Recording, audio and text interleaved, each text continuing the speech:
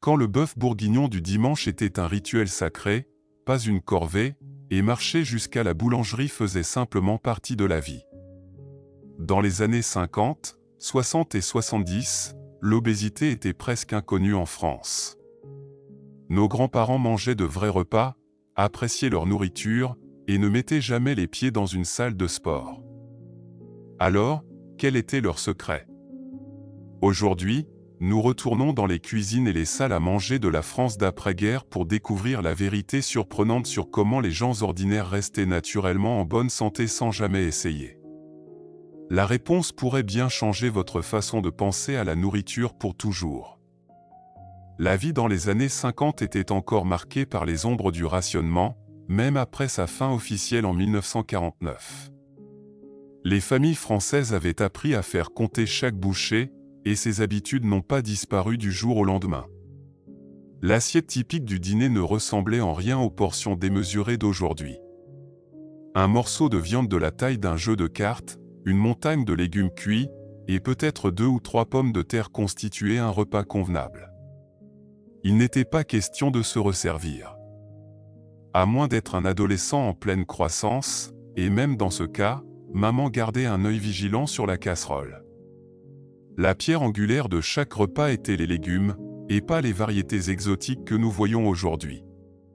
Nous parlons de poireaux, carottes, navets, choux et haricots verts. Ces légumes humbles étaient bon marché, facilement disponibles, et vous rassasiaient sans vous faire grossir. Chaque ménagère avait sa propre façon de les préparer, généralement cuits à l'eau ou à la vapeur, assaisonnés d'une noix de beurre si vous aviez de la chance. Le rôti du dimanche pouvait comporter un petit morceau de bœuf ou de poulet. Mais les vraies vedettes de l'assiette étaient toujours les légumes qui l'entouraient. La viande était là pour la saveur, pas comme l'événement principal comme elle l'est devenue dans les décennies suivantes. Les matins dans un foyer français commençaient avec du pain et du café au lait le plus souvent, surtout pendant les mois plus froids. Une tartine avec une fine couche de beurre et de la confiture était un autre incontournable. Et si vous étiez particulièrement chanceux, vous pourriez avoir un œuf à la coque le dimanche. Le petit déjeuner copieux que certains imaginent n'était en réalité qu'un luxe de week-end ou une gâterie pour les occasions spéciales, pas une occurrence quotidienne. Les hommes qui travaillaient physiquement pouvaient s'arrêter au café pour un croissant et un café crème avant leur poste. Mais c'était du carburant pour un travail physique intense, pas un brunch tranquille après une grasse matinée. Les ouvriers d'usine, les mineurs, les maçons et les dockers brûlaient des milliers de calories chaque jour, et leur corps avait besoin de cette énergie. La différence était que la nourriture correspondait à l'activité. Personne ne restait assis à un bureau toute la journée après avoir mangé copieusement.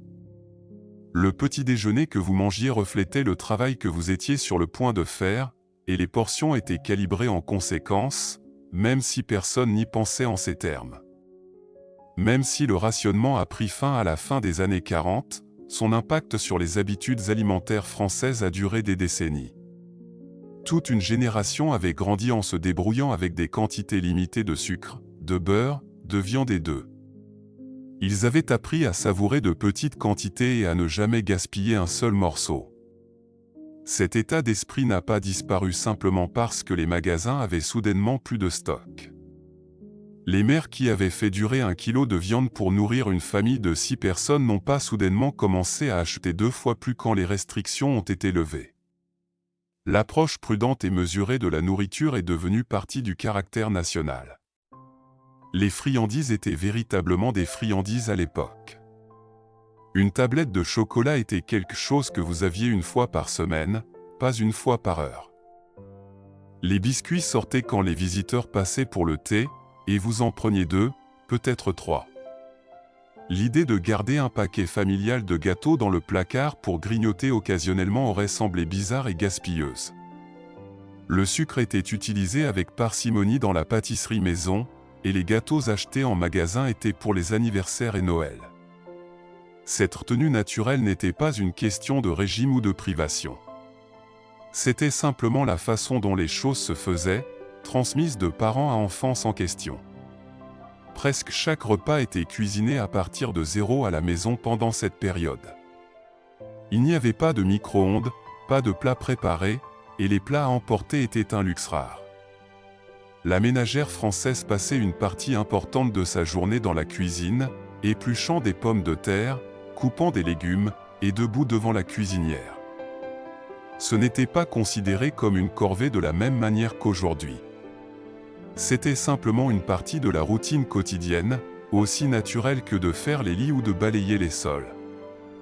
Les plats traditionnels comme le pot-au-feu, le bœuf bourguignon, le blanquette de veau et le hachis parmentier étaient des incontournables. Parce qu'ils étaient économiques et nourrissants.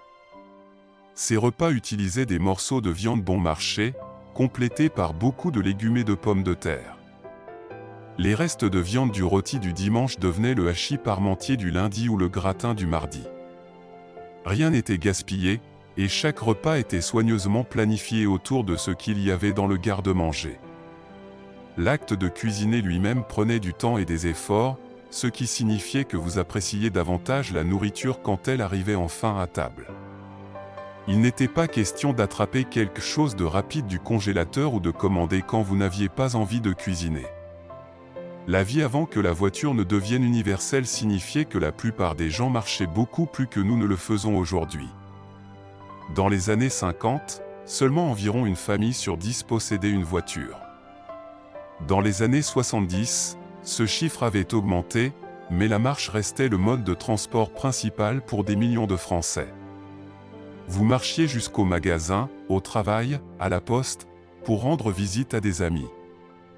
Les enfants marchaient jusqu'à l'école et en revenaient, parcourant souvent quelques kilomètres chaque jour sans y penser deux fois. Les courses hebdomadaires ne se faisaient pas non plus en un seul grand voyage au supermarché. Vous visitiez le maraîcher pour les légumes, le boucher pour la viande, la boulangerie pour le pain, et l'épicerie pour tout le reste. Cela signifiait plusieurs trajets tout au long de la semaine, chacun nécessitant une marche aller-retour, souvent emportant de lourds sacs. C'était un exercice fortuit tissé dans le tissu de la vie quotidienne. Personne ne l'appelait un entraînement ou ne se félicitait pour cela. C'était simplement comment vous faisiez les choses, et cela gardait les gens naturellement actifs sans effort conscient. Si vous pouviez retourner dans une salle à manger des années 60 et voir les assiettes que les gens utilisaient, vous seriez choqué par leur petitesse comparée à la vaisselle d'aujourd'hui.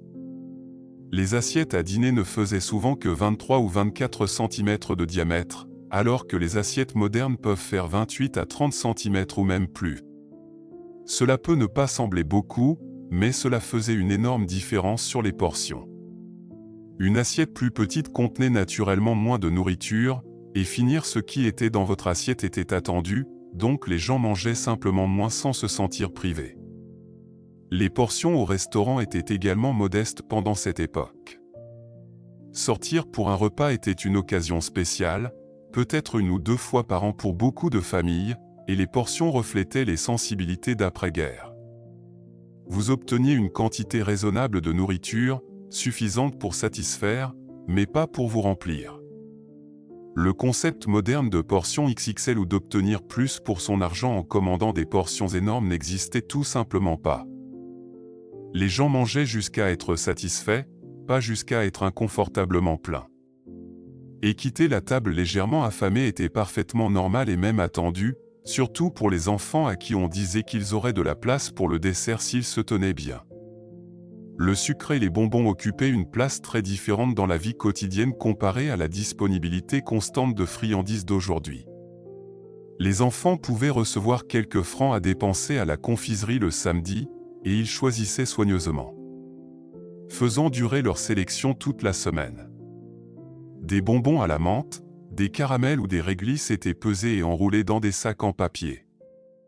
L'anticipation et le rationnement soigneux de ces bonbons tout au long de la semaine les rendaient bien plus spéciaux. Les desserts à la maison étaient réels, mais ce n'étaient pas les créations sucrées que nous voyons maintenant. Tarte aux pommes, riz au lait, compote de fruits, ou flan étaient des desserts typiques. Ils offraient quelque chose de sucré pour terminer le repas, mais ils n'étaient pas excessifs. Une part de gâteau avec le goûter était standard, mais c'était une part, et le gâteau n'était pas disponible tous les jours dans la plupart des foyers. L'idée de garder plusieurs types de biscuits, chocolats et gâteaux dans la maison en permanence aurait semblé extravagante et inutile. Les choses sucrées étaient appréciées, mais contrôlées, limitant naturellement l'apport en sucre sans que personne n'ait besoin d'y penser. Le goûter n'était pas seulement pour les classes supérieures. C'était un véritable rituel quotidien pour les travailleurs aussi. Vers 16 heures, la bouilloire chauffait et vous vous asseyez pour une tasse de café ou de thé et peut-être un biscuit. Cette pause dans la journée servait plusieurs objectifs. Elle offrait un moment de repos, une chance de discuter avec la famille ou les voisins, et une petite quantité de nourriture pour vous tenir jusqu'au dîner. Surtout, c'était un moment programmé et conscient plutôt qu'un grignotage inconscient tout au long de la journée. Le repas du soir, appelé dîner ou souper selon votre région et votre classe sociale, était généralement pris entre 19 et 20 heures. Cette heure de repas plus tardive permettait à la nourriture d'avoir des heures pour digérer avant le coucher. Après le dîner, c'était généralement fini pour manger. Il pouvait y avoir une tisane avant le lit, mais l'idée de piller le frigo ne se produisait tout simplement pas. Les cuisines fermaient après le repas du soir, et tout le monde acceptait cela sans question. Les heures de repas structurées créaient des périodes de jeûne naturel pendant la nuit, donnant au corps le temps de bien digérer et se reposer. La nature du travail était fondamentalement différente dans les décennies suivant la guerre. La France était encore une puissance manufacturière à travers les années 50, 60 et 70. Des millions d'hommes travaillaient dans des usines, des chantiers navals, des mines de charbon et des sites de construction. Ces emplois nécessitaient un véritable effort physique, souvent dans des conditions difficiles, brûlant des milliers de calories chaque jour. Même les employés de bureau faisaient face à plus de demandes physiques avec pas d'ordinateur, pas d'email, juste des machines à écrire et des classeurs. Le travail domestique des femmes était tout aussi exigeant. Sans appareil moderne, tenir une maison signifiait un véritable travail physique. Laver les vêtements impliquait de transporter du linge lourd et mouillé, de l'essorer à la main, et de l'étendre sur la ligne. Les tapis étaient battus, les sols étaient récurés à genoux, et les courses étaient transportées dans de lourds sacs. Même cuisiner nécessitait plus d'efforts sans robots culinaires ou mixeurs électriques. Toute cette activité, dont aucune ne comptait comme exercice, brûlait simplement des calories. Les gens étaient fatigués à la fin de la journée parce qu'ils avaient véritablement travaillé dur, et leur corps restait mince en conséquence. Le déjeuner dominical était la pièce maîtresse de la semaine française. Un repas qui rassemblait les familles autour de la table sans faute. Chaque dimanche dans des millions de foyers, le même rituel se déroulait. Un modeste rôti de bœuf, de poulet ou de lapin entouré de pommes de terre rôties, de légumes, et peut-être un gratin dauphinois. La viande devait suffire pour nourrir tout le monde, ce qui signifiait découper de fines tranches et s'assurer que les légumes faisaient l'essentiel du remplissage. La sauce faite avec le jus de viande liait le tout, et les deuxièmes portions étaient rares. Ce n'était pas juste un repas. C'était une institution sociale qui renforçait les liens familiaux et enseignait aux enfants les bonnes manières à table. Ce qui rendait ces repas si différents d'aujourd'hui était l'accent absolu mis sur manger ensemble. Il n'y avait pas de télévision hurlant en arrière-plan, pas de téléphone portable, aucune distraction. Vous vous asseyez à table, mangiez votre repas et parliez les uns aux autres. Cette approche consciente de l'alimentation signifiait que les gens remarquaient réellement quand ils étaient rassasiés. Ils savouraient leur nourriture, mâchaient correctement et mangeaient plus lentement. Le repas pouvait durer 1 heure ou plus, pas parce qu'il y avait des montagnes de nourriture, mais parce que c'était une occasion sociale autant que de la subsistance. Les études montrent aujourd'hui que manger lentement et consciemment aide au contrôle du poids. Mais nos grands-parents n'avaient pas besoin d'études. Ils le vivaient simplement chaque dimanche. En regardant en arrière comment nos parents et grands-parents mangeaient et vivaient, le secret n'était vraiment pas un secret du tout. Ils restaient minces parce que leur vie incluait naturellement moins de nourriture et plus de mouvement. Petites portions, repas fait maison, sucre limité, et activité physique intégrée au quotidien créaient un mode de vie qui soutenait un poids sain sans effort conscient. Il n'y avait pas de livre de régime, pas d'abonnement à des salles de sport, pas d'application de comptage de calories. Juste de la nourriture simple et honnête et des vies actives remplies de buts et de routines. Peut-être y a-t-il quelque chose que nous pouvons apprendre de ces temps plus simples.